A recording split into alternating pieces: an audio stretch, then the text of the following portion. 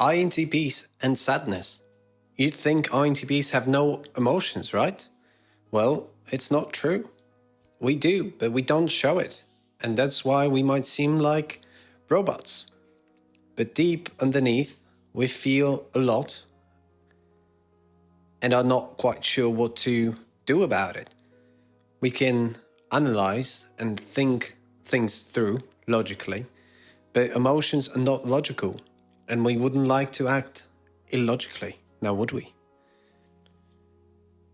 But INTPs are very familiar with the feeling of existential dread, of not knowing what life is, and general sadness as well. So what do we do when we get sad?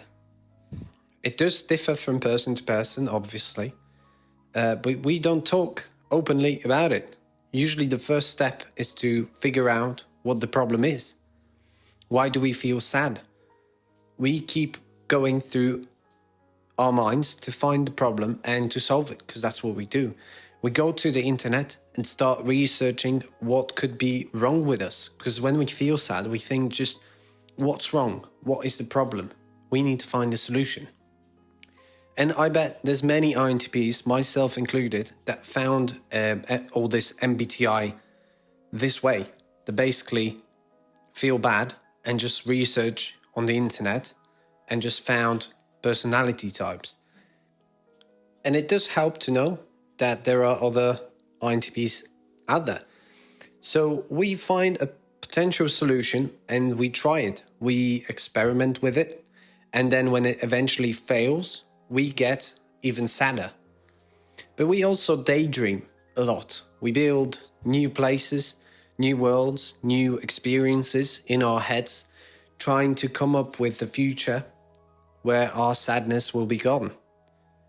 And it's hard being an INTP sometimes. And that's why we often say that INTPs procrastinate, because everyone procrastinates, but it hurts INTPs more because of how much they want to achieve the future where the bad feeling is gone. And it hurts so much to wake up again in the morning knowing you did nothing yesterday to fix it.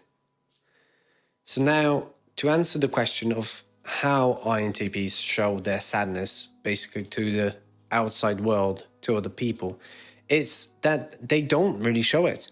They just look like they think more than usual, they are more quiet, and they want more time alone because they want to figure out the problem.